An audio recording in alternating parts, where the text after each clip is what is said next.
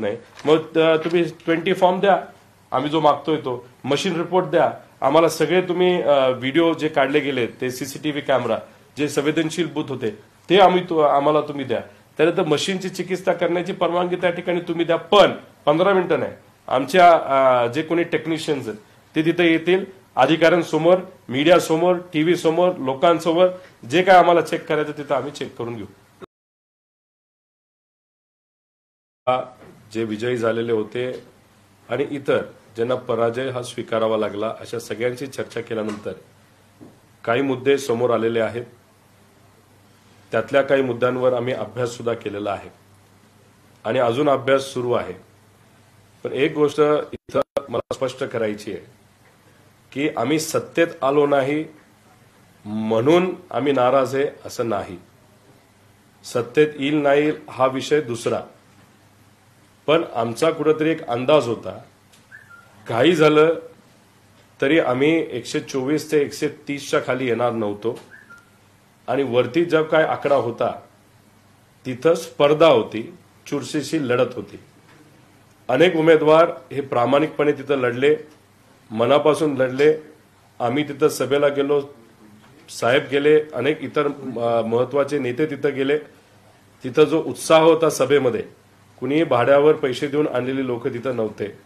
एवढा उत्साह असताना कुठे मोठ्या प्रमाणात नाराजगी ही सरकारवर त्या ठिकाणी असताना सुद्धा सोयाबीन, कपाशी, बेरोजगारी, महिला सुरक्षेचा विषय अतिशय महत्त्वपूर्ण तिथं असताना, दुधाचा प्रश्न महत्त्वपूर्ण असताना सुद्धा जे काही निकाल लागले ते निकाल स्वीकारण्यासाठी उमेदवार सोडा, कार्यकर्त्यांपासून लोकांपर्यंत कोणालाही हा निकाल एवढा सहजपणे महायुतीला कौल मिळेल असं वाटत नव्हतं।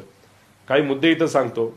एक तर ईव्हीएम मशीनवर 6 कोटीपेक्षा जास्त मतदान तिथं झालं, पण महत्वाचं काय की 5,33,000 मतदान हे पोस्टल बॅलेटवर झालं। पोस्टल बॅलेटवर जेव्हा मतदान होतं त्याच्यामध्ये काही प्रमाणात अंदाज आपल्याला येतो की या महाराष्ट्रामध्ये काय होणार आहे। याच्यामध्ये आपण जर बघितलं तर ईव्हीएम पोस्टल बॅलेटला जर आपण एनडीएला बघितलं तर 43.3% पसंती होती आणि तसंच महाविकास आघाडीला आपण बघितलं तर 43.1% अशी पसंती होती। पण जेव्हा ईव्हीएम मशीनकडे आपण वळलो आणि ईव्हीएम मशीनची मतमोजणी सुरू झाली तेव्हा आपण जर बघितलं तर 49.5% हे एनडीएकडे गेलं आणि तिथं आम्ही 43 वरून डायरेक्ट 35 वर तिथं आलो। म्हणजे 0.2% बॅलेटवर आमचा फरक होता महायुतीने आमच्या, तो डायरेक्ट 14% तिथं गेला। आता ह्याच्यामध्ये आपण आकडेवारी जर घेतली आमदारकीची तर असा अंदाज होता की एनडीएचे 141 उमेदवार निवडून येतील आणि त्याच्यामध्ये आमचे 137च्या आसपास उमेदवार निवडून येतील बॅलेट पेपरच्या अनुषंगाने। कारण का सर्वे आपण जेव्हा करतो तेव्हा 1,50,000 नाही तर 2 लाख असे सॅम्पल घेतो, त्याच्यावरनं आपण अंदाज काढतो महिला पुरुषचा प्रॉपर मिक्स करून की कुठली पार्टी सत्तेत येईल, त्याला आपण प्री पोल पोस्ट पोल अशा पद्धतीने तिथं म्हणत असतो। त्यात आमचे 137 येतील असं वाटत होतं, 141 आमचे जे कुठले सर्वे होते त्याला 137च्या आसपास आम्ही तिथं येत होतो। पण जेव्हा ईव्हीएम मशीन सुरू झाले तेव्हा क्लीन स्वीप म्हणजे 234 हे महायुतीचे निवडून आले आणि आम्ही डायरेक्ट 50 वर तिथं आलो। आता आपण जर बघितलं तर 2019ला आमदारकीचं इलेक्शन जेव्हा आपण बघितलं असेंब्लीचं, त्याच्यामध्ये बॅलेट पोस्टरवर काँग्रेस 45 दिसत होतं, किती निवडून आले? 44 आले। 101 बीजेपी दिसत होतं, किती आले? 105 आले। बॅलेटवर इंडिपेंडंट 12 दिसत होते, 13 आले। शिवसेना 56 दिसत होतं बॅलेटवर, किती निवडून आले? 56 आले। आम्ही 60 दिसत होतो, ते 54 आम्ही तिथं निवडून आलो। म्हणजे बॅलेटची मुवमेंट, बॅलेटमध्ये जे काय आपल्याला दिसतं आणि ऍक्च्युअली जे दिसतं आपल्या मशीनवर ईव्हीएम ते समानच्या आसपास असतं, नाही तर ±2-3% असतं। 13%चा डिफरन्स तिथं नसतो। महाराष्ट्र पार्लमेंट 2024चं आपण जर घेतलं तर शिवसेना उद्धव ठाकरे साहेबांना 13 येतील असं वाटत होतं, बॅलेटवर आले 10। तिथं काँग्रेसला 6 वाटत होते, आले 8। तिथं आम्हाला 11 वाजत, तिथं इंडियन नॅशनल काँग्रेस जर आपण घेतली तर कुठेतरी 11च्या आसपास येतील असं वाटत होतं। भारतीय जनता पार्टी बॅलेटवर 12 दिसत होतं, 9 आलं। शिवसेना 6 वर 6 आलं आणि नॅशनल दादांची पार्टी 0 दिसत होतं, 1 तिथं आलं. आणि अशा पद्धतीने म्हणजे बॅलेट साधारणपणे समान तिथं वोटिंग तिथं दाखवत असतं. हेच आपण जर हे घेतलं हरियाणा पॅटर्न, तर हरियाणामध्ये पोस्टल बॅलेटवर काँग्रेस 73 दिसत होतं, आलं 37, बीजेपी 16 दिसत होतं, आलं 48. आता ह्याच्यात अजून एक मोठा फरक झालेला आहे. एक तर बॅलेट आणि ह्याच्यावर मी तुम्हाला अंदाज सांगतो. दुसरं, वोटिंगमध्ये मोठ्या प्रमाणात वाढ झालेली आहे. म्हणजे आता पार्लमेंट 2014 आणि असेंब्ली 2014 याच्यामध्ये 37 लाखाची वाढ झाली होती. 7.6% मतदारांनी ज्यांनी मतदान केलं त्याच्यात वाढ झाली होती. त्यानंतर 14 आणि 19 पार्लमेंट, 14 असेंब्ली आणि 19 पार्लमेंटमध्ये 16 लाख. त्यानंतर 19 पार्लमेंट आणि असेंब्ली 19 याच्यामध्ये 11 लाखाची वाढ झाली होती. पार्लमेंट 24 आणि असेंब्ली 19चा फरक काढला तर 20 लाख आहे. पण आत्ताची खासदारकी आणि आत्ताची आमदारकी ह्याच्यामध्ये जर आपण फरक काढला तो हा फरक येतो 74 लाख. म्हणजे 74 लाख लोकांनी अतिरिक्त मतदान लोकसभा आणि विधानसभामध्ये तिथं केलेलं आहे. माझ्या मतदारसंघामध्ये 40,000ली वाढ तिथं झालेली आहे. ते आकडे मी तुम्हाला देतो. आता आमचं म्हणणं एवढंच आहे की ही जी मोठी वाढ झालेली आहे याच्यात गाड्या मोठ्या प्रमाणात लागल्या असत्या. त्या गावामध्ये सुद्धा एक चर्चा झाली असती, अरे जबरदस्त वोटिंग वाढले, खूप मोठ्या प्रमाणात लोकांची गर्दी आहे. ठराविक बूथ सोडले जिथं मतदान जास्त आहे पण बूथ 2च आहे. जिथं 3 बूथ पाहिजे होते तिथं 2 असल्यामुळे तिथं 9 वाजेपर्यंत चाललं. पण बहुतांश बूथवर मतदान पटकीने संपलं होतं. तर 74 लाख ही जी ग्रोथ तिथं झालेली आहे त्याच्या खोलात जर आपण गेलो, भोसरीला 1 लाखाची वाढ लोकसभा आणि विधानसभा झालेली आहे आणि तिथं बीजेपीचा उमेदवार निवडून आला. त्यानंतर पनवेलमध्ये 87,000, मावळमध्ये 72,000, शिरूर जिथं अशोक बापू निवडून येतील असं आम्हाला वाटत होतं तिथे 71,000. आणि ही मेजॉरिटी जी वाढ झाली जिथं जिथं झालेली आहे तिथं महायुतीचा उमेदवार मोठ्या प्रमाणात निवडून आलेला आहे. तुम्ही जर सोशल मीडिया नाही तर टीव्हीवर काही चर्चा बघितल्या, शिर्डीमध्ये काही विद्यार्थ्यांनी मतदान केलं अशी तुम्ही चर्चा ऐकलेली आहे. काही जसं आपलं कन्नड आहे तिथं जेवढं मतदान आहे त्याच्यापेक्षा कितीतरी जास्त मतदान ईव्हीएम वर झालंय. त्यात ईसीआय म्हणजे इलेक्शन कमिशनने एक्सप्लेनेशन दिलं, पण ते एक्सप्लेनेशन सुद्धा आपण टॅली केलं. त्याच्या मोठ्या प्रमाणात तिथं आपल्याला फरक हा त्या ठिकाणी दिसतोय. आता ह्याच्यामध्ये आपण जर बघितलं तर पोस्टलवर 56% भाजप दिसत होतं, ईव्हीएम मध्ये डायरेक्ट 90%वर गेलंय. शिंदे गट 35% पोस्टलवर दिसत होतं, डायरेक्ट 70%वर गेलंय. अजितदादा 40% दिसत होतं, 69 वर गेलंय. आणि आम्ही बघितलं काँग्रेस 55% दिसत होतं, 14 वर आले. ठाकरे 68% दिसत होतं, 21 वर आले. आणि पवार गट 43 वरनं डायरेक्ट 11%वर तिथं आलेलं आहे. त्यामुळे हे मोठे तिथं फरक आहेत. त्याच्याच बरोबर ईव्हीएम मध्ये काही गोष्टी म्हणजे 95 मतदारसंघ आहे ज्याच्यामध्ये 19 मतदारसंघात ईव्हीएम मध्ये जास्त मतं आढळली आणि 76 मतदारसंघ असेल ज्याच्यामध्ये ईव्हीएम मध्ये कमी मतं आढळली. असे 95 एका न्यूज चॅनलनी सुद्धा ते कव्हर केलं होतं. 95 ठिकाणी तिथं मतामध्ये फरक जाणवत होता मशीन आणि ऍक्च्युअल C17 मध्ये. पण त्यात बघितलं 84 ठिकाणी एनडीए जिंकलंय, 10 ठिकाणी एमव्हीए जिंकलंय आणि एका ठिकाणी AMIM तिथं जिंकलेलं आपण सगळे बघू शकतो. त्याच्याच बरोबर काही मतदारसंघामध्ये कराड उत्तर बाळासाहेब पाटील 90,935, पाटण सत्यजित पाटणकर 9,935, दोघांना सेम. त्यानंतर कराड दक्षिण 1,01,50 हे पृथ्वीराज चव्हाणांना. प्रभाकर घारगे सातारा जिल्हा 1,03,46, तसंच कोरेगावला, तसंच फलटणला, तसंच नाशिक जिल्ह्यामध्ये सुहास कांदे 1,38,000, माणिकराव कोकाटे 1,38,565, नरहरी झिरवळ 1,38,622, छगन भुजबळ साहेब 1,35,023. त्याच्याबरोबर आपण हिरानाम खोसकर 11,75,75, नितीन पवार 11,19,19, दिलीप बनकर 1,20, राहुल असं जर आपण बघितलं तर याच्यामध्ये कुठं ना कुठेतरी एक प्रेडिक्टेड लॉजिकचा वापर जर केला असेल मशीनमध्ये तर मग अशा पद्धतीने आकडेवारी येऊ शकते असं काही तज्ज्ञांचं तिथं मत आहे. अणुशक्ती नगरला सुद्धा 17व्यापर्यंत आमचा उमेदवार हा प्लस होता, पण नंतर जर आपण बघितलं जेव्हा विरोधी पक्षाचे उमेदवार हे तिथं बूथवर आले, म्हणजे बूथ मोजणीच्या इथं, त्यानंतर त्यांचं म्हणजे आमचं मतदान कमी झालं आणि आमच्या विरोधकाचं मतदान त्या ठिकाणी कुठेतरी वाढलेलं आहे. त्याच्याचबरोबर बॅटरीचं प्रमाण जर बघितलं तर त्यांनी सांगितली बॅटरी फार पॉवरफुल होती, म्हणून मतमोजणीच्या दिवशी 99% बॅटरी आपल्याला सापडल्या. मग आम्हाला प्रश्न असा आहे की मग काही ठिकाणी 70% होती, काही ठिकाणी 76% होती, 80% होती आणि काही ठिकाणी बॅटरी 0% गेली होती. मग तुम्ही 99ला जे लॉजिक देता बॅटरी जबरदस्त आहे, तेच लॉजिक खरं जर बघायला गेलं तर बाकीच्याला ते लॉजिक बसत नाही. तर आमच्या सगळ्यांचं असं मत आहे की याच्यामध्ये जी काय तफावत ही मोठ्या प्रमाणात या सगळ्या विषयामध्ये तिथे येत आहे, याच्यावर योग्य अशी एक्सप्लेनेशन येण्याची जरूरत आहे. आमचं मत आम्ही रडीचा डाव खेळतोय असं अजिबात नाही, पण उमेदवारांना आम्ही जवळून ओळखतो. ज्या पद्धतीने त्यांनी प्रचार केलाय, प्रसार केलाय, लोकांपर्यंत गेलेले आहेत. 2019ला काही उमेदवार आमचे हारले होते, पण त्यावेळेस त्यांनी कुठेही असं मन व्यक्त केलं नाही अरे आम्ही हारायला नको पाहिजे होतो, ते म्हणाले आम्ही कुठेतरी कमी पडलो. पण आज जर बघितलं की 5 वर्ष त्या लोकांनी सत्ता नसताना सुद्धा काम केलं, पण तरी सुद्धा ते आज हारलेले आहेत आणि मोठ्या मोठ्या मार्जिनने तिथं हारलेले आहेत. त्यामुळे आमच्या सगळ्यांचं मत असं आहे की इलेक्शन कमिशननी आमची एक मागणी मान्य करावी. 4 दिवसासाठी मोठे कॅमेरे लावा, भारी कॅमेरे लावा. ज्या ठिकाणी तुम्हाला ईव्हीएम आम्ही सांगू ते ईव्हीएम तुम्हाला द्यायचे, तिथं ते ईव्हीएम आम्ही खोलणार, बघणार, आमचे तज्ज्ञ येणार.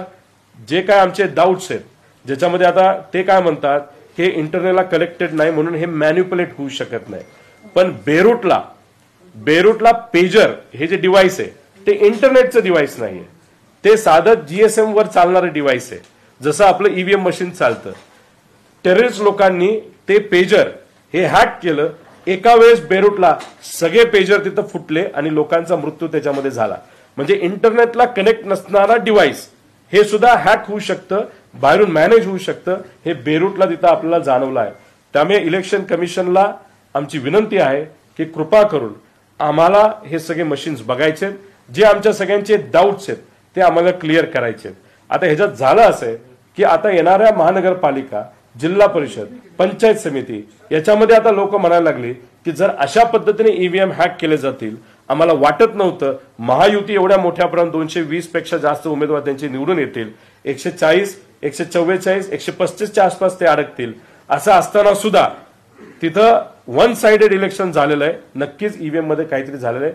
हे डाऊट लोकशाहीसाठी योग्य नाही. त्यामुळे इलेक्शन कमिशनने ते मशीन आम्हाला देऊन त्याची चिकित्सा, त्याचं इन्व्हेस्टिगेशन, त्याचं पोस्टमॉर्टम हे आमच्या तज्ज्ञांच्या मदतीने कॅमेराच्या खाली मीडियाला सुद्धा तिथं परवानगी द्या. जे जे काय आमचे डाऊट आहेत ते सर्व डाऊट आम्हाला बघायचे, पण मशीन जे आम्ही मागू तेच मशीन आम्हाला तिथं दिले पाहिजे अशी विनंती इथं खरं तर आम्ही देतो. त्याच्याचबरोबर आपण जर बघितलं तर लोकसभेला जे मतदान झालं, ज्या पद्धतीने झालं, कसं झालं याचा अंदाज आम्हाला आहे. आणि मी मगाशी जी आकडेवारी दाखवली की गेल्या वेळेस जे पार्लमेंटरी इलेक्शन झालं म्हणजे लोकसभेचं आणि जे आत्ता झालं त्याच्यामध्ये मतदानात खूप मोठा फरक नाहीये. पण आत्ता आपण लोकसभेचं इलेक्शन आणि विधानसभेचं इलेक्शन बघितलं तर आजपर्यंत इतिहासात सगळ्यात जास्त वाढ 13% वाढ तिथं झालेली आहे. ते अननॅचरल आहे, ते कुठंतरी डाऊट घेण्यासारखं आहे. नाहीतर काही लोक म्हणतील मग तुम्ही लोकसभेचा निकाल स्वीकारता आणि विधानसभेचा नाकारता. आता याच्यामध्ये आपण जर बघितलं तर इथं जे जम्मू काश्मीरमध्ये इलेक्शन झालं त्याच्यामध्ये फक्त 28 ठिकाणी बीजेपीने उमेदवार दिले होते, त्यात 23 उमेदवार हे मुस्लिम उमेदवार होते. पण बाकी ठिकाणी त्यांनी एक सुद्धा उमेदवार दिला नाही जिथं मुस्लिम मतदार हे जास्त आहेत, 98%, 99%. तसंच आपल्या या महाराष्ट्रामध्ये सुद्धा जर आपण बघितलं तर जिथं कुठलं ते 98% मुस्लिम मतदार मालेगाव सेंट्रलमध्ये, तिथं कुठेही काय गडबड झाली असं आमचं मत नाही. त्याचं मुख्य कारण जर तिथं गडबड झाली असती ती गडबड लगेच आपल्याला सापडली असती, समोर आली असती. तिथं गडबड नाही, पण आमचं असं मत आहे, शंका आहे की बाकी ठिकाणी कदाचित गडबड ही झाली असावी. आमचं डाऊट हे येत्या काळामध्ये पुढच्या काही दिवसांमध्ये साफ केलं पाहिजे. आश्चर्य असं की आम्ही सुप्रीम कोर्टात जातो, हायकोर्टात जातो, तेव्हा आमचा एखाद्या निकालसाठी आम्हाला 3-3 वर्ष थांबावं लागतं. काल सुमोटो हायकोर्ट का सुप्रीम कोर्टाने एक जुनी कुठली ती याचिका काढली आणि लगेच काल त्यांनी सांगितलं की आमच्याकडे तुम्ही येऊ नका. म्हणजे आश्चर्य असं आहे की ज्याच्यावर आम्ही विश्वास ठेवतो, ज्युडिशरी नाहीतर आपली न्याय व्यवस्था, त्यांनी काल अचानक स्वतः सांगितलं आमच्याकडे तुम्ही येऊ नका. म्हणजे हे जे काय चाललंय ते चुकीचं चाललेलं आहे. याच्यात स्पष्ट भूमिका घेत इलेक्शन कमिशनली आम्हाला त्या गोष्टी तिथं सांगितलं पाहिजे. त्याच्याबरोबर फॉर्म 20 हा जो फॉर्म असतो तो लोकसभेचा सुद्धा अजूनपर्यंत मिळाला नाही. म्हणजे बूथ वाईज जिथं जिथं मतदान झालं ते अजूनपर्यंत आम्हाला लोकसभेचं मिळालं नाही, विधानसभेचं मिळालंच पाहिजे. त्याच्याबरोबर वोटर टर्नआउट जे ऍप होतं ते काल परवापासून बंद आहे. म्हणजे आम्ही माहिती काढायला जातोय ते सगळे अव्हेन्यूज तिथं बंद आहेत. त्यामुळे आम्ही ज्या बूथवर आम्ही संवेदनशील बूथ सांगितले, जिथं आम्ही सीसीटीव्ही कॅमेरे लावा असं सांगितलेलं आहे, आता तिथं सुद्धा आम्ही विनंती केलेली आहे त्या सीसीटीव्ही कॅमेऱ्याचं फुटेज आम्हाला पाहिजे. C17 आमच्याकडे असतात. 17A हा जो फॉर्म असतो तो आम्हाला तिथं लागणार आहे. 20 नंबरचा फॉर्म आम्हाला तिथं लागणार आहे. जे जे काय उमेदवार मागतील, आमची पार्टी मागेल ते आम्हाला द्यावं.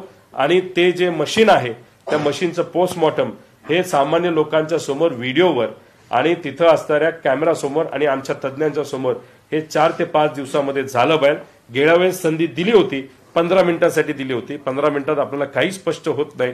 त्यामुळे आम्ही तज्ज्ञ आणू, हिंमत असेल तर इलेक्शन कमिशनली आम्ही सांगेल ते ईव्हीएम पुढे आणत त्याच्यावर चर्चा करण्याची खऱ्या अर्थाने तिथं जरूरत आहे. आणि त्याच्यात जर आपण बघितलं तर लोकांचं मत असं आहे की जे काही मतदानामध्ये वाढ झालेली आहे त्याच्यातलं काही मतदान हे मशीनली स्वतःहून त्या ठिकाणी कदाचित केलं असावं असं काही कार्यकर्ते आणि उमेदवारांचं तिथं मत आहे, ज्यांना पराजय स्वीकारावा लागला. त्यामुळे कन्फ्युजन न ठेवता, लोकशाही धोक्यात न आणता याच्यावर क्लॅरिटी ही आणायलाच पाहिजे असं आमच्या सगळ्यांचं मत आहे. तुम्ही जर छोटंसं उदाहरण घेतलं, एका पक्ष जे महायुतीमध्ये त्यांचे प्रवक्ते आणि ते सुद्धा मोठ्या नेत्या ह्या टीव्हीवर आल्या होत्या 7:30 वाजता. त्यांना कोणीतरी विचारलं की तुमचे किती उमेदवार निवडून येतील, त्यावेळेस त्यांनी सांगितलं होतं 15 ते 18 हे महायुतीच्या एका घटक पक्षाने आमचे उमेदवार निवडून येतील असं सांगितलं होतं. त्यांचा आकडा आता 40-42च्या पुढे गेलेला आहे. आता ह्याच्यात जर नेते आणि पदाधिकारी प्रवक्त्यांनाच कॉन्फिडन्स नव्हता आणि नंतर जे घडलं ते फार वेगळं घडलं, तर याच्या मागे कोण, ह्याच्या मागे काय आहे? आणि हे सगळ्या मशीन ज्या गुजरातवरनं आणल्या होत्या, म्हणजे आमचे सगळे प्रोजेक्ट गुजरातला गेले आणि गुजरातले आम्हाला काय दिलं असेल तर ईव्हीएम मशीन दिलं. आणि ते ईव्हीएम मशीन मधून जेव्हा वोट मोजणी झाली त्याच्यात सर्वात मोठं कन्फ्युजन आज या महाराष्ट्रामध्ये कुठेतरी आहे. त्यामुळे ईव्हीएमचं मशीन याच्यामध्ये आपल्या महाराष्ट्राची जी काही लोकशाही आज अडकली असं आपल्या सगळ्यांना म्हणावं लागेल.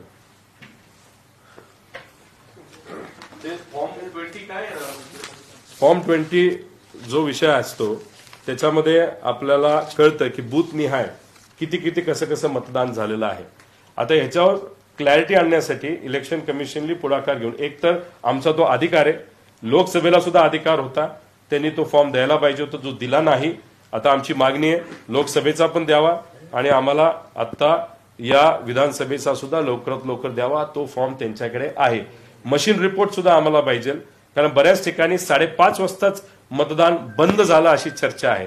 आता ह्याच्यामध्ये कन्फ्युजन का निर्माण होतं की जेव्हा तुम्ही मशीनला मॅन्युप्युलेशन करता, त्या मशीनमध्ये जे क्लॉक असतं, जे घड्याळ असतं, त्याच्यामध्ये सुद्धा मॅन्युप्युलेशन होतं. त्यामुळे मशीन रिपोर्ट आम्हाला मिळाला पाहिजे, कारण बऱ्याच ठिकाणी 5:30 वाजता पोलिंग हे बंद झालं होतं. पोलिंग 5:30, 5 नाही तर 6च्या आधी तेव्हाच बंद होतं, जोपर्यंत 100% मतदान होत नाही. जर 100% मतदान तिथं झालंच नसेल, असं कुठलंच बूथ नाही जिथं 100% झाले, तरी सुद्धा 6च्या आधी तुम्ही मशीन का बंद केलं, त्याचं कारण काय होतं, या सगळ्या गोष्टींवर कुठेतरी स्पष्टता आणायची खऱ्या अर्थाने आज लोकशाही टिकवण्यासाठी आपल्या सगळ्यांना जरूरत आहे. त्याच्याचबरोबर काही टीव्ही चॅनलनी सुद्धा ईव्हीएम मशीन कसं हॅक करता येईल. आता आम्हाला सुद्धा काही लोक भेटले होते की तुम्हाला आम्ही असं असं करून देतो, मतदान वाढून देतो, मतदान कमी करून देतो, पण आम्ही लोकशाहीवर विश्वास ठेवणारे लोक असल्यामुळे त्या गोष्टींकडे आम्ही विश्वास ठेवला नाही. मग ती लोक आम्हाला भेटत असतील तर ज्यांच्याकडे पैसा आहे, जसं की आज सत्तेत असणाऱ्या लोकांकडे, तर त्यांनी त्याचा वापर का केला नसावा. त्यांच्याकडे ज्या सिस्टम्स आहेत, नाही तर ईव्हीएम मशीन बनवत असताना त्याच्यामध्ये जर काय वेगळ्या काही गोष्टी झाल्या असतील तर ते सगळे डाऊट्स आपल्याला कुठे ते क्लिअर केले पाहिजे. ह्याच्यात आम्ही मान्य करतो की जे काही इतर योजना आहेत सरकारच्या, समजा लाडकी बहीण योजना असेल, पैशाचा वापर, दडपशाहीचा वापर, गुंडांचा वापर, याच्यामुळे 2-3% मतं इकडे तिकडे गेली असतील, नाही 4% गेली असतील, पण 13, 14, 15% मतदान हे याच्यामुळे हलवू शकत नाही. आणि हे स्पष्ट आमचं मत आहे की काहीतरी वेगळं झालेलं आहे. सत्तेत येईल नाही हा प्रश्नमार्क होता, पण 120 पर्यंत तरी महाविकास आघाडी तिथं कुठे ना कुठेतरी पोचायला पाहिजे होती. आज विरोधी पक्ष नेता नाही, मग लढायचं कसं लोकांसाठी? आणि लोकांचा आता जो काही विश्वास या सिस्टमवर उडत चाललाय, तर कुठेतरी हा विश्वास परत आणण्यासाठी ही चिकित्सा नाही तर पोस्टमॉर्टम मशीनचं लोकांसमोर, मीडियासमोर, कॅमेरासमोर ज्या पद्धतीने सुनावणी ही सुप्रीम कोर्टला टीव्ही समोर होती नाही तर मीडिया समोर होती, तसंच हे सगळे मशीन काढून चेक करणं हे महत्वाचे. व्हीव्हीपॅट मॅच होणारच आहेत, कारण का आमचं व्हीव्हीपॅट. अजून एक गोष्ट, काही व्हिडिओज आमच्याकडे आलेत ते मी पब्लिश करेन. त्याच्यामध्ये एका उमेदवाराने त्याच्या कार्यकर्त्याने, ते चुकीचे पण त्यांनी व्हिडिओ काढला मतदान करताना, बटन दाबलं रोड रोलरचं, तिथं फोटो आला रोड रोलरचा, पण तो फक्त फोटोच होता, खाली चिठ्ठीच पडली नाही. मग असं आम्ही समजायचं का आम्ही जे बटन दाबतोय आम्हाला चित्र मात्र आमचं दिसतंय, पण खाली जे चिठ्ठी पडतीये चित्र आमचं, पण चिठ्ठी ही भाजपची नाही तर महायुतीची, असं आम्ही समजायचं का? तर ह्या सगळ्या गोष्टी स्पष्ट झाल्या पाहिजे. लोकशाही टिकली पाहिजे, नाहीतर लोकांचा विश्वास लोकशाहीवर, ईव्हीएम मशीनवर, इलेक्शनवर राहणार नाही. हे सगळ्यात घातक गोष्ट आहे. पैशाचा वापर अमाप झालेला आहे, आणि जर पैशाचा वापर होणारच असेल तर शेतकऱ्याची पोरं, नाहीतर सामान्य लोकांचं प्रतिनिधित्व करणारी लोक, आध्यात्मिक क्षेत्रातील लोक, नाहीतर मीडिया मध्ये सुद्धा जे इच्छुक आहेत ते इलेक्शन लढूच शकणार नाहीत.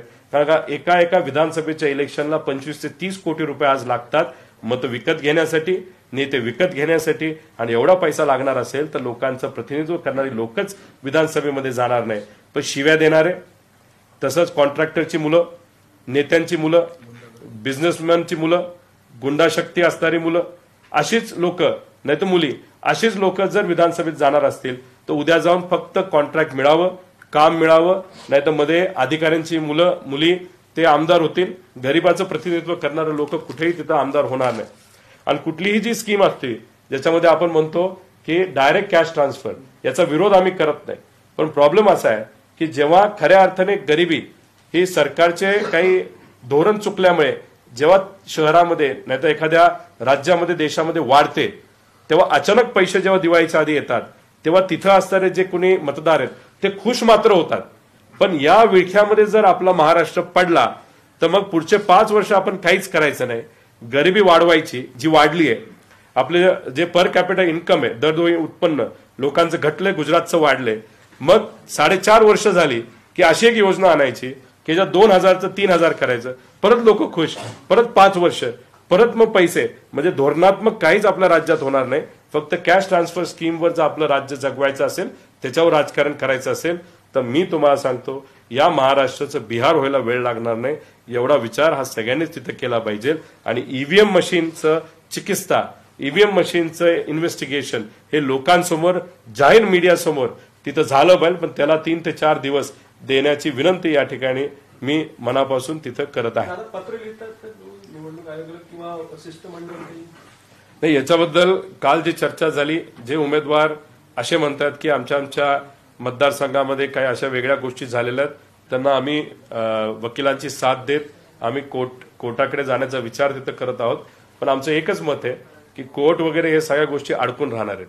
आणि आमच्या उमेदवारांचं मत आहे की ठीक आहे, निकाल लागला, आम्हाला त्याचं काही म्हणणं नाही, पण आमच्या कार्यकर्त्यांना, आमच्या मतदारांना, म्हणजे असे काही मतदारसंघ आहेत की गाव माझं आहे तिथं मी मायनस राहिलो. माझं उदाहरण नाही, पण काही उमेदवारांचं आहे. मनसेचा एक उमेदवार आहे, त्याच्या वॉर्डातून नाही तर त्याच्या बूथवर 4 मतदान जे व्हायला पाहिजे होतं, घरातलं 4 ते सुद्धा त्याला झालेलं नाही. आणि मग दहिसरमध्ये म्हणजे त्याच्या पत्नीला त्याला दिलं नाही तर आईली दिलं नाही तर स्वतःच दिलं नाही, असं परिस्थिती आज तिथं आहे. त्यामुळे हे जे कन्फ्युजन आहे हे घातक आहे. त्यामुळे हे कन्फ्युजन नसणं हे फार महत्वाचं आहे, नाहीतर उद्या जाऊन कुणीही इलेक्शनकडे फिरकणार नाही आणि हळूहळू मतदान कमी झालेलं आपल्या सगळ्यांना बघायला मिळेल. आता तुम्ही एक महत्वाचा विषय की आम्हालाही काही लोक असे भेटले होते की जे मतदान वाढून देतो असं म्हटले होते. तुम्ही त्याच वेळी त्यांना काय एक्सपोज केलं आणि त्यांना समोर का आणलं, आणि हा एक भाग. आणि दुसरा मग त्याच्यानंतर तुम्ही म्हणताय की ते त्यांच्याकडे गेले असण्याची शक्यता आहे. नाही, तसं नाहीये. मी ते म्हणत नाही की त्यांच्याकडे गेले असावेत. एक फसवे लोक समाजामध्ये लोकांमध्ये हे मोठ्या प्रमाणात तिथं फिरत असतात आणि आमचा लोकशाहीवर विश्वास असल्यामुळे हे जे फसवे असतील ते भेटले असतील. आम्ही फक्त एवढंच त्यांना सांगितलं की हे फसवेगिरी आम्ही याच्यावर विश्वास त्या ठिकाणी ठेवणार नाही. फक्त जे सत्तेत आहेत तरी त्यांचाच वापर केला असेल असं मी म्हणणार नाही. पण ती जी कुठली सिस्टम असेल ज्याच्यामुळे त्यांना कॉन्फिडन्स होता की आम्ही हे करू शकतो ते करू शकतो. आता तुम्हीच थोडंसं उदाहरण घ्या. मुंबई तक हा जो चॅनल आहे त्यांनीच एक कुठला तरी एक व्हिडिओ सिस्टमवर टाकलेला आहे. त्याच्यामध्ये स्टिंग ऑपरेशन त्यांनी केलं असं सांगितलंय. ते तुम्ही थोडंसं डिटेलमध्ये बघून घ्या. ते स्टिंग ऑपरेशन काय होतं, कसं काय झालं, कशामुळे झालं, याचा कुठं ना कुठेतरी अंदाज तिथं करण्याची घेण्याची जरूरत आहे. आमचं तिथं मत आहे. व्हीव्हीपॅट मध्ये पण चेंजेस होऊ शकतात असं तुम्ही म्हटलंय. नाही, व्हीव्हीपॅटच्या बाबतीत मी एवढंच म्हणतोय की फोटो दिसताना जसं मी एक उदाहरण आहे, मी व्हिडिओ मागितलेला तो व्हिडिओ मी उद्या पब्लिश करेल एका उत्साही कार्यकर्त्याने.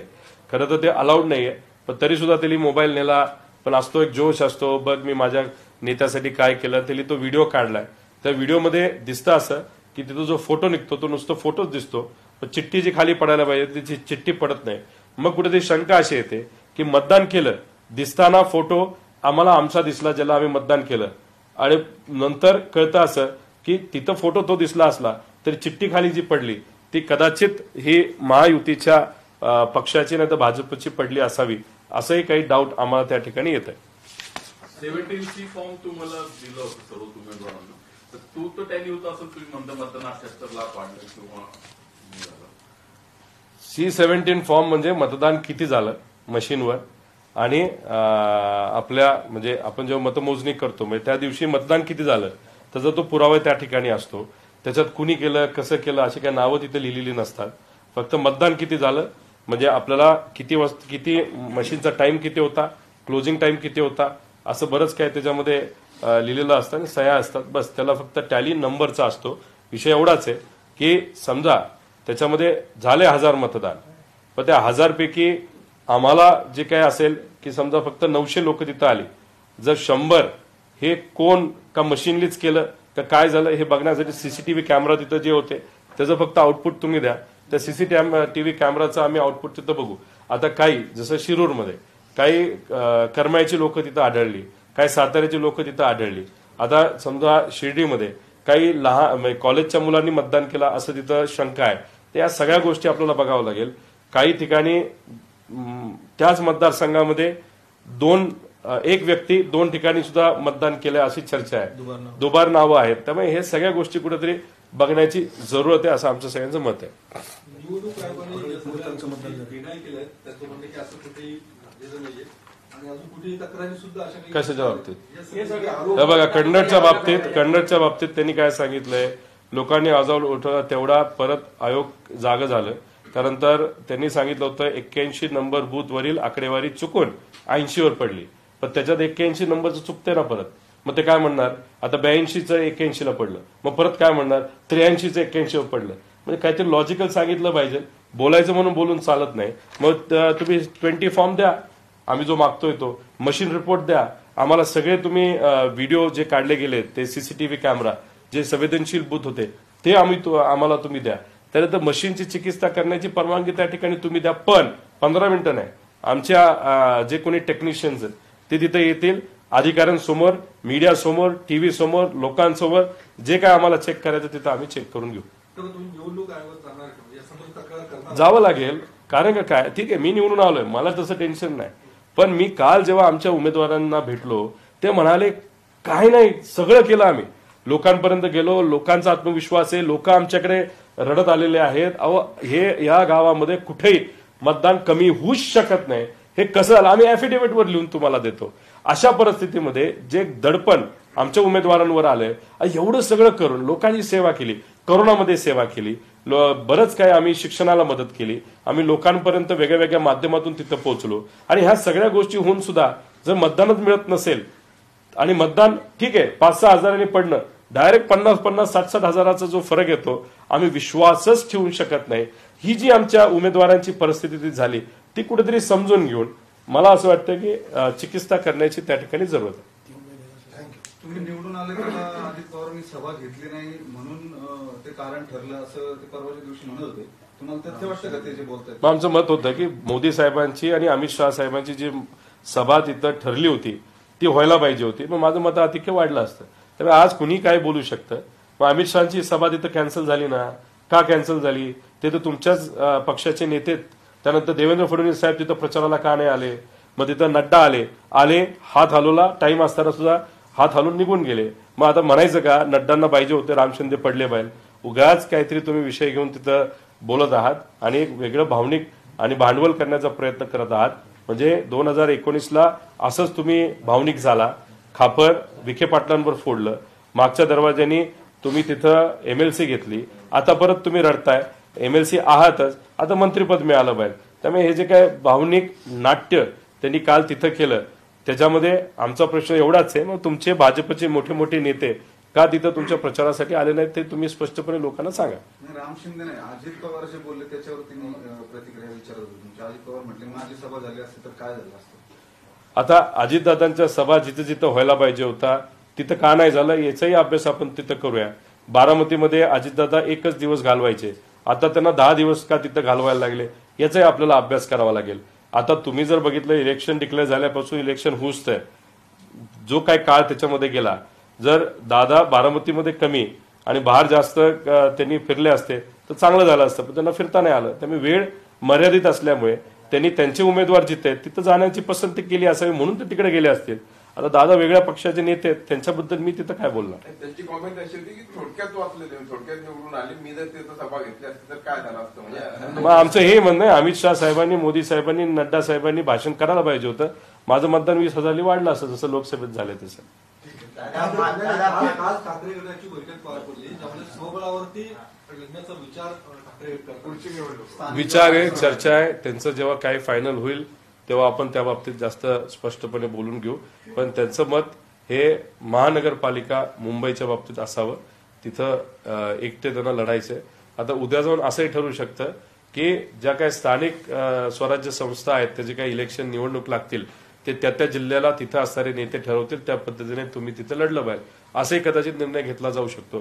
जोपर्यंत उद्धव ठाकरे साहेब तिथं प्रेस घेऊन बोलत नाहीत तोपर्यंत फक्त चर्चेला आपण खरं समजून कुठलाही तिथं निर्णय घेऊ नये असं मला वाटतं. या निवडणुकीत शरद पवारांचे वोट ट्रान्सफर झाले नाहीत मातृश्री म्हणजे शिवसेनेला, असं काही आमदारांचं म्हणणं आहे. मशालीला वोट ट्रान्सफर झाला नाही त्याच्यामुळे पराभव झाला आमदारांनी जाऊन सांगितलं. कसं आहे, आता शेवटी त्यांना जे वाटतं त्यांनी तिथं सांगितलेलं आहे, आम्हाला जे वाटतं ते आम्ही सांगितलेलं आहे. पण मी जो मुद्दा आज घेतला तर पार्टीच्या पलीकडे जाऊन होता, तो त्यांच्या गटासाठी सुद्धा होता, काँग्रेससाठी सुद्धा होता, आमच्यासाठी सुद्धा होता. म्हणजे विदर्भमध्ये लोक अक्षरशः सोयाबीन त्यानंतर कपाशी याचे भाव कमी असल्यामुळे तिथं मोठ्या प्रमाणात अडचणीत आलेले आहेत. तिथं ज्या पक्षाने बाहेरून कापूस आणला, ज्या पक्षाने सोयाबीनवर लक्ष दिलं नाही, ज्या पक्षाने दुधावर लक्ष दिलं नाही, अशा पक्षाला जर तिथं जास्त मतदान होते आणि ते निवडून येतात, याच्यावरनं मला असं वाटतं की काहीतरी चुकतंय, काहीतरी कुठंतरी पाणी मुरतंय. ते कुठं मुरतंय एवढं फक्त कळावं. ते कळत असताना लोकशाही मार्गाने सगळ्यांसमोर ते चिकित्सा झाली पाहिजे असं आमचं प्रामाणिक मत आहे. ठाकरे गटाच्या आमदारांचं हे पण म्हणणं होतं की मौर्यातनं बाहेर पडाच आणि कट्टर हिंदुत्ववादी भूमिका घ्या, अशा पद्धतीची भूमिका आजच्या बैठकीत त्या आमदारांनी मांडली. ठीक आहे, आता त्याच्याबद्दल न राऊत साहेबांनी स्पष्टीकरण दिलं, न उद्धव ठाकरे साहेबांनी स्पष्टीकरण दिलं, न आदित्य ठाकरेंनी स्पष्टीकरण दिलं की अशी अशी चर्चा झाली आणि असं असं आमचं मत आहे आणि मग आम्ही त्याच्यावर ही भूमिका घेत आहोत. फक्त चर्चेतून आपण एखादा निर्णय घेणं हे योग्य नाही. काल आमच्या बैठकीत काय चर्चा झाली ही स्वतः मी तिथं बोलून दाखवतोय आणि त्याच्यात बहुतांश ठिकाणी जे काही कन्फ्युजन आहे नाही तर डाऊट आहे ईव्हीएम मशीनचं हे मी तिथं आपल्या सगळ्यांसमोर तिथं व्यक्त केलं.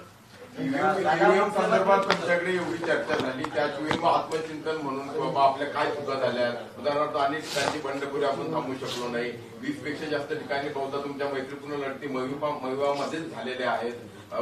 नाना पटोले आणि उद्धव ठाकरे यांच्या संदर्भात तो मुख्यमंत्री पदावरचा विषय किंवा तो संघर्ष, या सगळ्या गोष्टींवरती कधी तुम्ही चिंतन करणार नाहीत का? तर बघा, याच्यावर चिंतन करायचं झालं तर 57 ठिकाणी महायुतीमध्ये बंडखोरी झाली होती, त्याचा प्रभाव त्यांना तिथं मात्र आला नाही. आणि आम्हाला जर तुम्ही बघितलं तर बंडखोरीचा खूप इम्पॅक्ट तिथं आलाय असं नाही, पण आम्हाला जे ट्रम्पेट नावाचं चिन्ह आहे त्याचा खूप मोठा इम्पॅक्ट आलाय. 11 ठिकाणी आमचे उमेदवार तिथं पडलेले आहेत. त्यामुळे त्याचा तर आम्ही अभ्यास पूर्वीपासून केलेला आहे. दुर्दैव असं यंदा सुद्धा 11 ठिकाणी आम्हाला फटका बसलेला आहे. लोकांपर्यंत जाऊन सुद्धा माझ्याच मतदारसंघामध्ये रोहित पवार नावाचा एक डमी उमेदवार जो उभा केला होता त्याला ट्रम्पेट दिलं होतं, 3,500 मतं त्यांनी खाली. त्याच्याबरोबर इतर ठिकाणी सुद्धा 11 उमेदवार आमचे त्याच्यामुळे तिथं पडले, त्याच्यावर चर्चा झाली. त्याच्याच बरोबर जे काही ओबीसी मराठा हा जो वाद या महाराष्ट्रामध्ये मुद्दामून काही सत्तेत असलेल्या लोकांनी निर्माण केला आणि त्याच्यावर एक वेगळ्या पद्धतीचं राजकारण झालं, त्याच्यामुळे सुद्धा मोठ्या प्रमाणात फरक झालेला जाणवतोय. हिंदू मुस्लिम करण्याचा प्रयत्न कटेंगे बटेंगे याचाही तिथे इम्पॅक्ट आहे. पण आणि लाडकी बहीण योजनेचा आता ह्या सगळ्या गोष्टी घेतल्या तर ते 4 ते 5% येऊ शकतं प्लस मायनस. पण आमचं मत असं आहे की एवढा मोठा जो इतर ठिकाणी फरक झालाय, आता अशोक बापूंसारखा उमेदवार पडला पण 5,000 पडला तर आम्ही म्हणलो असतो की ठीक आहे, तो जो इम्पॅक्ट आम्ही गृहीत धरतोय तो त्याच्यामुळे डायरेक्ट 74,000 पडणं हे थोडंसं आम्हाला मान्य होत नाही. तुम्ही जर भोसरीमध्ये गेलात तर तिथं कुठलेही सर्वे तुम्ही बघा, त्याच्यामध्ये सकारात्मक सर्वे येत होते. तर डायरेक्ट 50,000चा फरक म्हणजे तिथं 1 लाखाली मतदान वाढतं आणि आमचा उमेदवार 50,000 पडतो. तसंच तिथं इतरही मतदारसंघ आपण जर घेतले तिथं त्याच बाबतीत काही घोळ झालेला आहे. त्यामुळे मला काय म्हणायचं आहे की आम्ही सगळ्यांवर चर्चा केली. सगळ्या गोष्टी इतर गोष्टी आमच्या हातात आहेत. जी गोष्टी आमच्या हातात नाही ते ईव्हीएम. आता ईव्हीएम आमच्या हातात असलं असतं तर ते सुद्धा आम्ही टीव्ही समोर बोललो नसतो, तुमच्यापर्यंत आलो नसतो. पण ही गोष्ट इलेक्शन कमिशनच्या हातामध्ये आहे. त्यामुळे आता आम्ही तुमच्या माध्यमातून लोकांपर्यंत पोहोचतोय. लोकांकडनं सुद्धा मुवमेंट झाली पाहिजे. नाही तर 2029ला जेव्हा इलेक्शन होईल कुणीही सामान्य कुटुंबातून एखादा व्यक्ती इलेक्शनला उभा राहू शकत नाही, अशी आजची परिस्थिती आहे. आणि जर सामान्य कुटुंबातल्या लोकांना इलेक्शनसाठी उभं राहायचं असेल तर आजच या लढ्यामध्ये सगळ्यांनी सहभाग घ्यावा. आणि आम्ही रडीचं डाव नाही, जो निकाल आहे तसाच ठेवा. आमचं काही मत नाही, फक्त आमचं मत आहे की चिकित्सा मशीनची आम्ही सांगेल त्या मशीनची लोकांसमोर तिथं झाली पाहिजे आणि लोकांसमोर खरं काय हे आलं पाहिजे. विश्वंभर चौधरींनी 100 जागांचे अनालिसिस केले. महाविकास आघाडीच्या 100 जागांना मतविभाजनाचा फटका बसलाय असं त्यांचं म्हणणं आहे. तुम्ही जो 2 टीव्ही नंबर देत आहे त्याऐवजी उमेदवार जे देण्यात आले सारख्या नावाचे असतील किंवा तिसरे चौथे उमेदवार जी मतं घेऊ शकतील 20 ते 25,000 पर्यंत अशा 100 जागा आहेत आणि विनिंग मार्जिन जे ते 2,500 ते 6,000च्या दरम्यान अशा 70 जागा आहेत ज्या महाविकास आघाडीच्या गेलेल्या आहेत. म्हणजे त्यांचं असं म्हणणं आहे की मतविभाजन हे प्रमुख कारण दिसतंय जे महाविकास आघाडीची स्ट्रॅटेजी फेल ठरली. म्हणजे महायुती हरियाणा पॅटर्न तिथं तुम्हाला वरचढ ठरली आहे. तुम्ही स्ट्रॅटेजीत मागे पडलात. आता ईव्हीएमच्या नावानं ओरडण्यात काही अर्थ नाहीये. नाही काय नाव तुमचं? विश्वंभर चौधरींना मला विनंती करायची की जो काही डेटा आम्ही इथं मांडलेला आहे त्याचाही तुम्ही तिथं अभ्यास करावा. आता याच्यामध्ये जिथं आपल्याला नंबरमध्ये काही तफावत आलेली आहे त्याच्यामध्ये जर आपण बघितलं तर 94 ठिकाणी ती तफावत आली. त्यांचे 85 ठिकाणी महायुतीचे उमेदवार तिथे निवडून आले आहेत. याचाही कुठे ना कुठेतरी अभ्यास तिथे झाला पाहिजे. आणि त्याच्याचबरोबर जर ते म्हणतात ते जे आहे म्हणजे ज्याच्यामध्ये करेक्शन आपण म्हणतो ते करेक्शन जर आम्ही केलं असतं, समजा त्याच्यात आम्ही योग्य ठरलो असतो आणि ह्या ज्या गोष्टी त्या झाल्या नसत्या तर कदाचित मग आम्ही 180-190 पर्यंत गेलो असतो. मी 190, 180 नाहीतर 200च्या जागेबद्दल बोलतच नाही. करेक्शनमध्ये नाहीतर ज्या काही त्रुटी आहेत त्यात आम्ही कमी पडलो म्हणून म्हणतोय. कदाचित सत्तेत नव्हतं येणार पण 120 पर्यंत तरी पोचायला पाहिजे होतं. ते 120 पर्यंत आम्ही का पोहोचलो नाही त्याची कारण मी सांगितली. आणि विश्वंभर चौधरींचा विषय जर आपण कन्सिडर केला ज्याच्यामध्ये आम्ही जिथं जिथं कमी पडलो ते जर आम्ही ऍड केलं आणि मशीनमध्ये ही तफावत आली नसती तर आम्ही 180 पर्यंत पोहोचलो असतो. जर तुम्ही साहेबांचा मध्ये एक रिपोर्ट आला होता, आयबी रिपोर्टच्या नावाखाली आला होता, नाही तर चर्चेत आला होता, नाही तर बीजेपीचा एक रिपोर्ट आला होता लाडकी बहीण योजना येण्यापूर्वी की महाविकास आघाडीचे 180 उमेदवार तिथं निवडून येतील. आता विषय एवढा आहे की त्यांचं आणि माझं मत एकत्रित केलं, माझं करेक्शन त्यांचं करेक्शन जर आपण केलं तर आमचा आकडा 190च्या आसपास जातोय. 190चा विषय नाही, आमचा विषय 120, 25, 30, 37चा विषय आहे. त्या विषयावर जसं बॅलेट पेपरवर जे दिसतंय 137 त्याच्या आसपास आमचे उमेदवार यायला पाहिजे होते. आणि मग आमचे 137 त्यांचे 140च्या आसपास खेळ हा सर्व अपक्ष उमेदवार जे उभे राहिले त्याच्यावर तो आला असता, जी चर्चा झाली होती. आणि त्याच्यावर जर तुम्ही बघितलं तर बीजेपी पासून सगळ्या लोकांनी म्हणजे आम्ही सुद्धा आणि अनेक इतरांनी इंडिव्हिज्युअल म्हणजे जे अपक्ष कॅन्डिडेट त्यांना फोन केले होते, त्यांना बोलवण्यात आलं होतं, चर्चा सुद्धा तिथं सुरू झाली होती. पण जो निकाल लागला तो कोणालाच हा न पचणारा निकाल लागला. आमचं मत तुम्ही आकडेवारी बदलू नका, 50लाच आम्हाला ठेवा, पण जे काही डाऊट सामान्य लोकांमध्ये आणि कार्यकर्त्यांमध्ये आलेलं आहे ते मात्र पारदर्शक पद्धतीने हे कुठेतरी लोकांसमोर क्लिअर झालं पाहिजे. नाही तर येणाऱ्या कुठल्याही निवडणूकमध्ये लढत असताना डाऊट जर डोक्यात राहिलं तर लोकशाही जिवंत राहणार नाही. लोकसभेला पश्चिम बंगाल, कर्नाटक आणि महाराष्ट्र ही 3 मोठी राज्य होती, ज्याचा मोठा आकडा हा लोकसभेसाठी महत्वाचा असतो.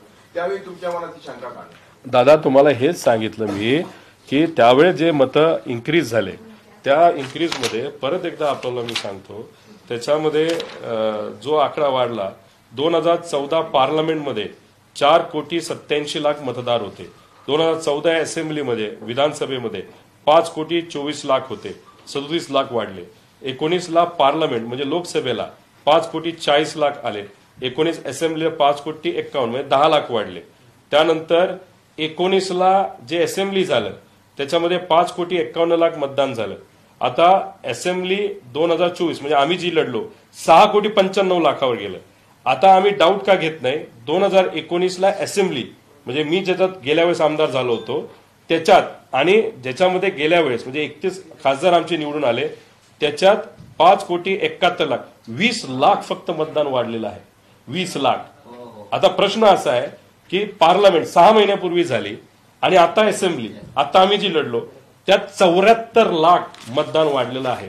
त्यामुळे हा आकडा जो 20 लाखाच्या आसपास नाही तर 10 लाख नाही तर नेहमी दरवर्षी हा 5 लाखाली वाढतो याच्या आसपास असला असता तर आम्ही तुम्हाला बोललोच नव्हतो, चर्चा केलीच नसती. 74 लाख मतदान मोबिलाइज करायला आपल्याला किती गाड्या लागतील? 40,000 मतदान माझ्या मतदारसंघामध्ये समजा वाढले, तेवढं मतदान मोबिलाइज करायला 11,000 गाड्या लागल्या असत्या. बसेस घेतल्या असत्या तर 5,000 बसेस लागल्या असत्या. आता 74 लाख मतदान हे गावातलं मोबिलाइज झालं का बाहेरून आणलं गेलं का या तालुक्यातलं या तालुक्यात गेलं का तिथंच असणाऱ्या व्यक्ती 2 ठिकाणी मतदान केलं हे कुठेतरी आता स्पष्ट व्हायला पाहिजे असं आमचं सगळ्यांचं मत आहे. आता मुख्यमंत्री पदाबाबत घोळ सुरू आहे. एकनाथ शिंदे मुख्यमंत्री होणार नाही. नाही, आकडे जर बघितले तर भाजपचा आकडा अशा पद्धतीने आलेला आहे की एकनाथ शिंदे साहेबांनी खूप वेळ घालवला तर दादा आणि बीजेपी मिळून सत्ता स्थापन करू शकतं. दादांनी वेळ घालवला तर बीजेपी आणि एकनाथ शिंदे साहेब तिथं सत्ता स्थापन करू शकतं. त्यामुळे आता बरंच काही दिवस या गोष्टी चालतील असं नाही. खरं तर पहिल्याच दिवशी या गोष्टी व्हायला पाहिजे होत्या. उगाच रटाळ पद्धतीने खेचाखेची सुरू आहे. सगळ्यांना माहिती काय होणार आहे. भाजपचंच तिथं मुख्यमंत्री पद येऊ शकतं. फक्त दाखवण्यासाठी कदाचित एकनाथ शिंदे साहेबांना 1 वर्ष दिलं जाऊ शकतं, नाहीतर 5च्या 5 वर्ष मुख्यमंत्री हे भाजपचेच राहतील. आणि जर भाजपने सांगितलं 2.5 तर 2.5 वर्ष होईल. 2.5 वर्ष झाल्यावर पुढच्या 2.5 वर्ष भाजपच राहील.